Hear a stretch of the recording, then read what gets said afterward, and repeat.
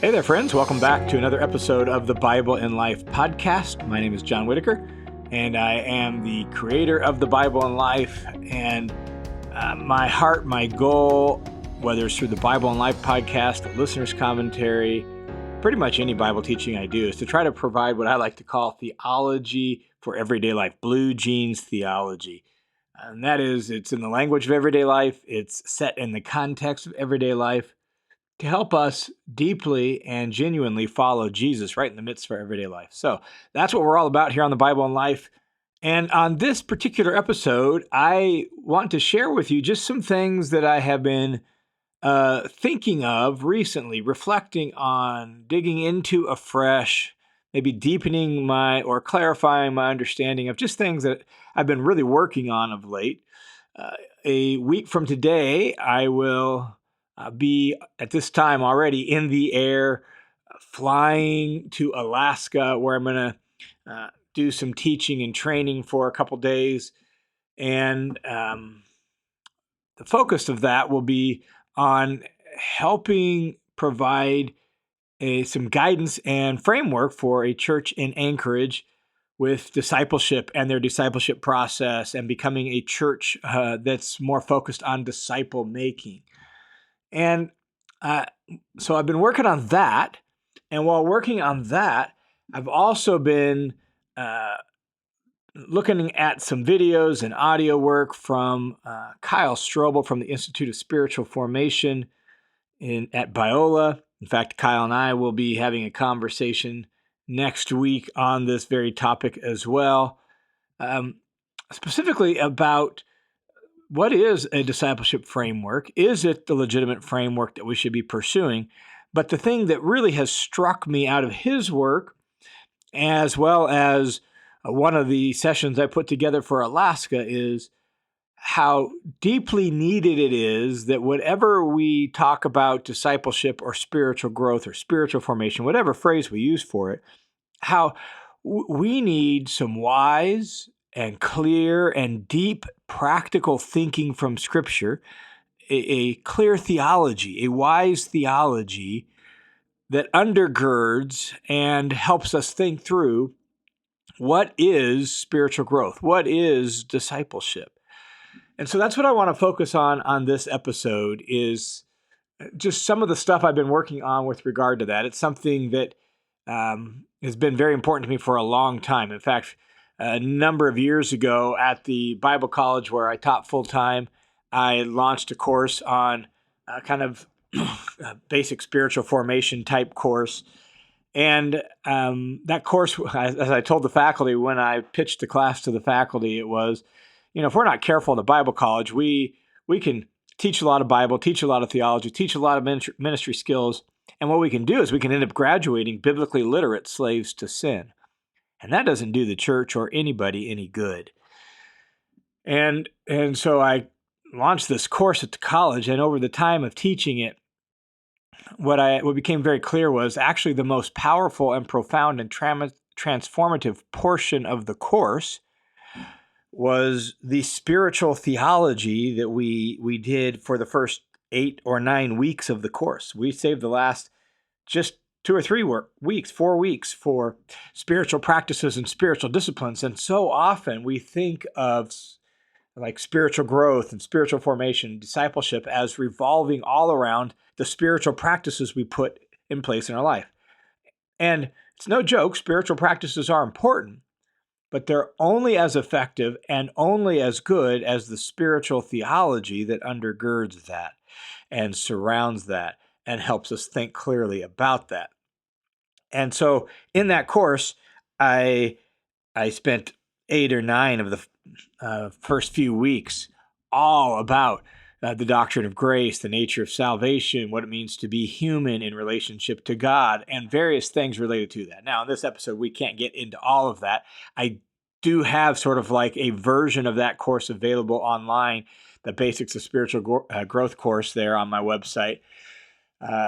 But in this episode, I want to just share some of the things I put together for what I'm going to be doing in Alaska, because I took a fresh run at a basic, real kind of focused, succinct, basic theology of spiritual growth.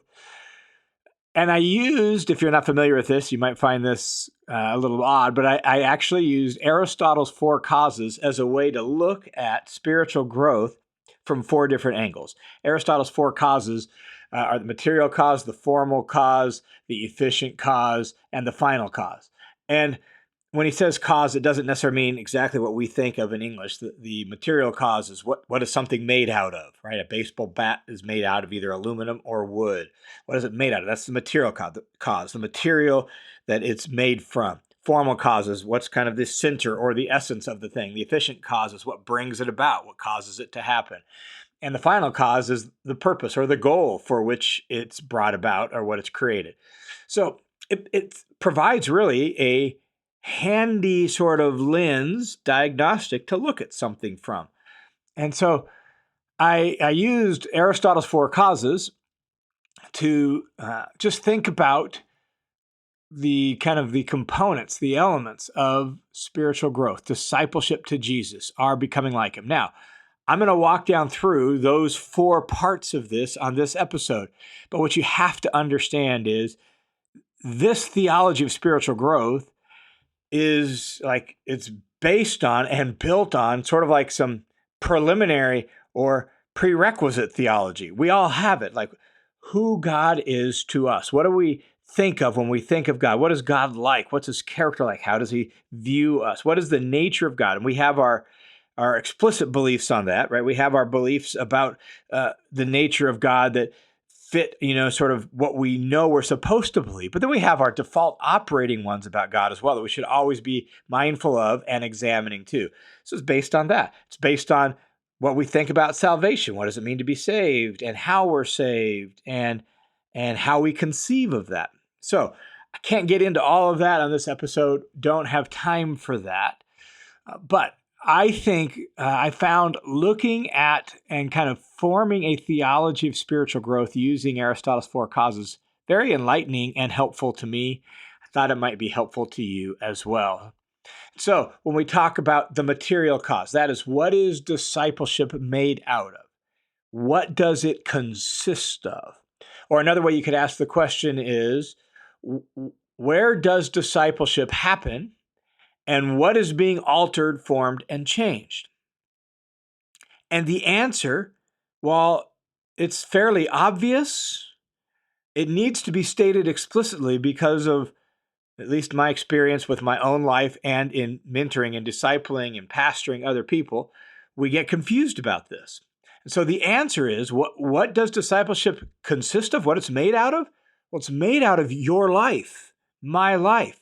Like our actual life, not our religious life, not our church life, not even something that we call our quote unquote spiritual life, but our whole, real, everyday, actual life.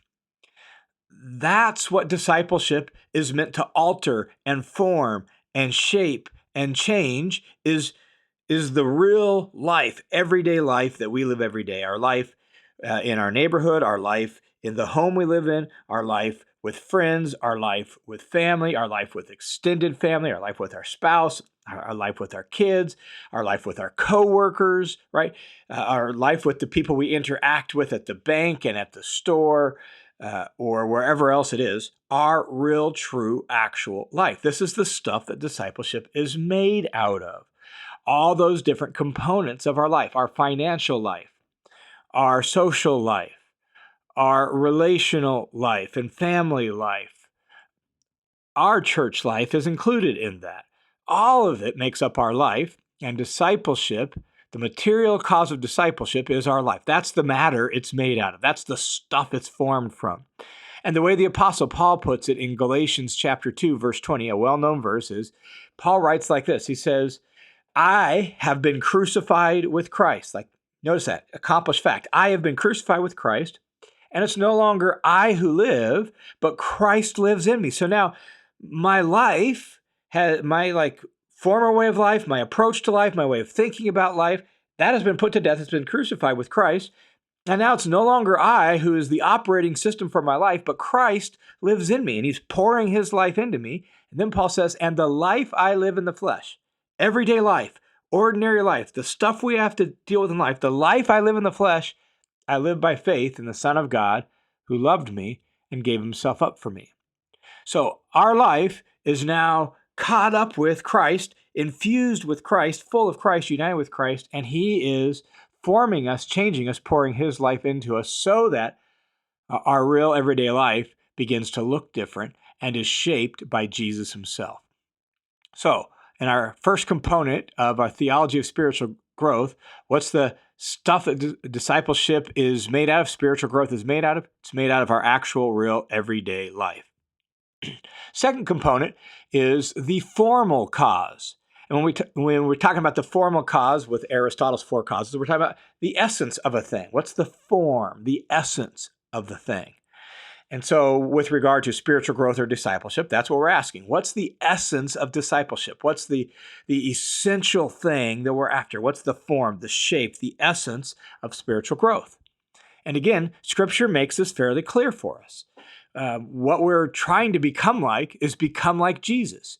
Jesus is the paradigm. He is like the preeminent and perfect image of God. We, made in the image of God, are made to image God as well, like Jesus imaged God, but we're made to do it in the context of our actual real life. And so now our actual real life is to be shaped around and formed by and become like Jesus. And when we say like Jesus, we mean like him in character of his life, the character states that manifest itself in specific behavior, as well as in mission, the thing that his life was committed to and prioritized. We're to become like Jesus in that way. In fact, a key text where Jesus just assumes this approach about the nature of discipleship and does so in the context of his own teaching, Luke chapter 6, verses 39 and 40, particularly verse 40, where Jesus says, "A disciple is not above his teacher, but every disciple, when he's fully trained, will be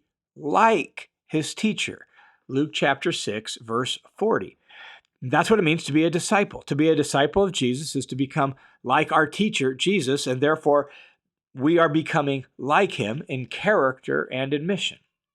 And so we're supposed to become like him. Galatians 4:19, that Paul says that he's working for Christ to be formed in them.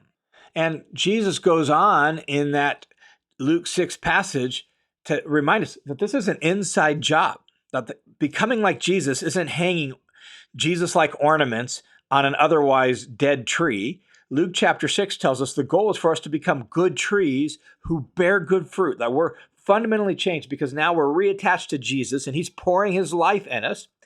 Galatians 2:20 again, right? That's Christ who lives in me. So he's pouring his life in us, making us a good tree, bringing us back to life. And as a result of that, we now begin to produce Jesus-like fruit in our life because our insides are changed. Our character is changed. We're not just cleaning up the outside of our life, the outside of the cup, but we're cleaning the inside of the cup by the Spirit through Christ so that the character states of our heart, the things we love, the things we desire in our hearts are increasingly like Jesus so that what we do in life begins to look like Jesus. In fact, when you look at the virtue lists of the New Testament, all those places where like Paul will list off various Christian character traits or virtue traits, they describe the character of Christ. So they describe what it looks like to become a good tree. And in that sense, they actually provide sort of the kind of traits we should be aiming for and sort of like a template for self-evaluation. And if recognize we're a little deficient in one of those characters, then we need to humble ourselves before Jesus, begin asking for discernment and wisdom in how to proceed forward in cultivating that, and then maybe intentionally rearrange some things in our life to cultivate that character trait in partnership with Jesus, in attachment to Jesus. And so that's the formal cause. We want to become like Jesus from the inside out. We want to be fully trained so that we're like our teacher. So the formal cause, that is the essence of discipleship. The thing that discipleship is essentially is Christ-likeness, becoming like Jesus. Now, the third component of that in Aristotle's lens of looking at things and examining things is the efficient cause. And what that means is what brings it about? what causes it to happen. And so the question for us is, since what we're aiming at is for our real everyday actual life to begin to substantially look like and be like Jesus' life and Jesus' character and all that, that's what we're aiming for. Well, what's going to bring about that Christ likeness? And the first thing we need to say and answer that question is, you and I don't bring that about ourselves. We don't bring that about by our own effort. We don't bring that about by our own ability. It's not as if we're talking about self-help, self-will. We're not pull yourselves up by your own moral bootstraps sorts of thing. That's not what we're talking about. We're not talking about moralism, where it's like, if I just try harder and work harder to be like Jesus, I can do it. It's not that. That's not what brings it about. Now, that doesn't mean you don't have a role to play, and we'll talk about that in a second. Each of us have a role to play. We're not passive in this process, right? It's not the old adage, let go and let God. It's not that. We have a role to play. We're not completely passive. But we also don't make it happen ourselves by our own self-will and our own self-discipline and our own effort. Recall, we've talked about it on the podcast plenty of times before, but just recall what the definition of a disciple is. A disciple is someone who arranges their life to be with Jesus in order to become like Jesus. That's a disciple. It's that being with that's so important. What brings about Christ-likeness? Well, what brings it about is attachment to God through Christ and the Spirit. That's what brings it about. And the scripture uses various language and sometimes various images for that kind of attachment. But that's fundamentally at the heart of our discipleship and our spiritual growth, is arranging our life to be attached, to live a life deeply attached to God by the Spirit and by Christ. That's how we are changed. That's what brings about Christ-likeness in us, is this attachment. Because human beings in the very beginning were meant to live in partnership with God, and as partners with God to bring about his purposes in the world.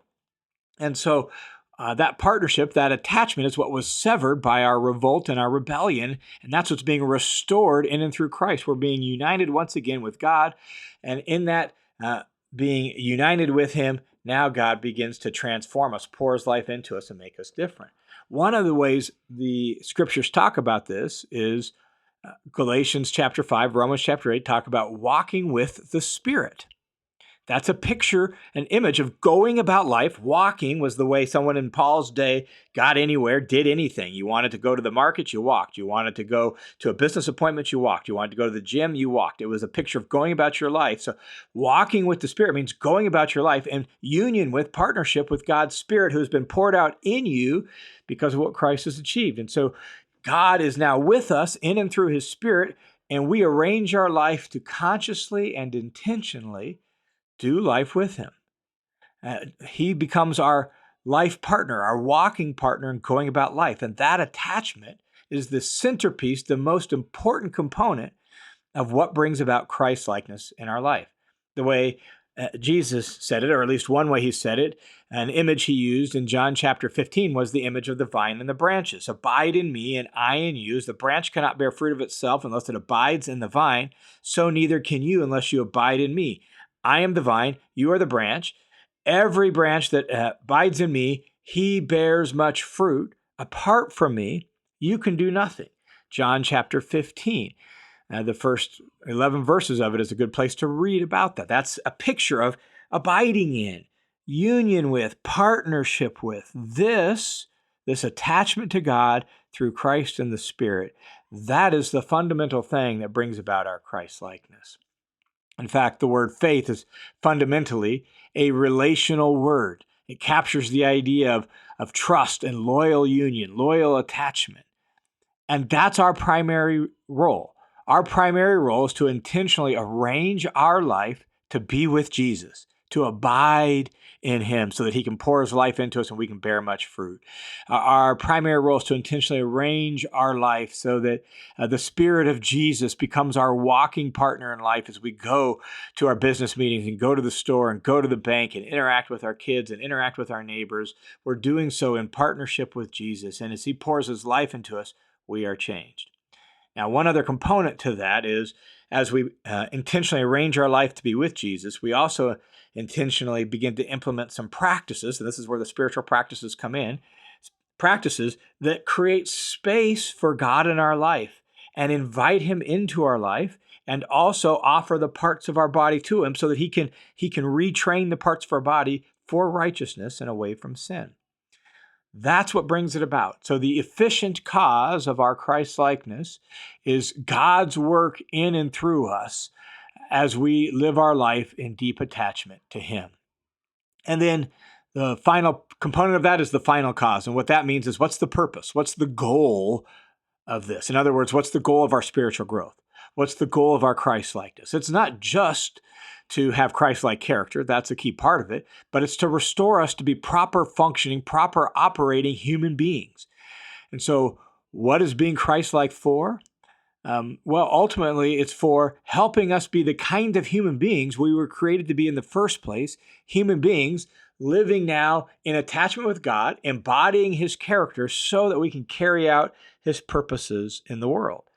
We are, from the very beginning of the biblical story to the end of the biblical story, we were designed as human beings to be a kingdom of priests, to be a group of human beings with our little small kingdoms, our little sphere of influences, where in partnership with God, we bring God's wisdom and grace and truth into the world.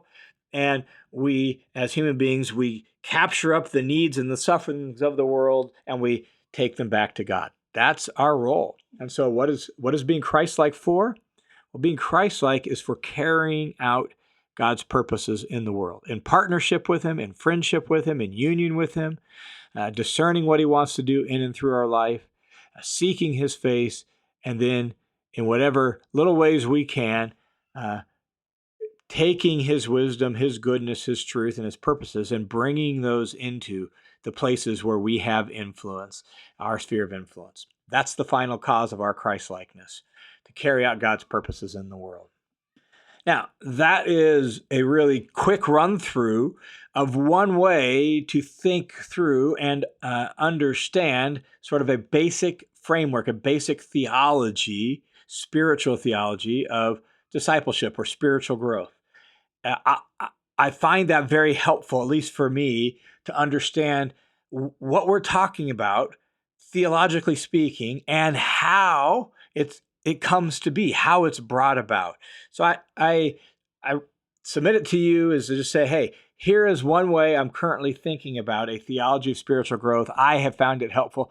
I hope you find it helpful too, as you just dig into the scriptures and think through what is the truth about how a person goes from brand new follower of Jesus to substantially like Christ, substantially like Jesus. How does that happen?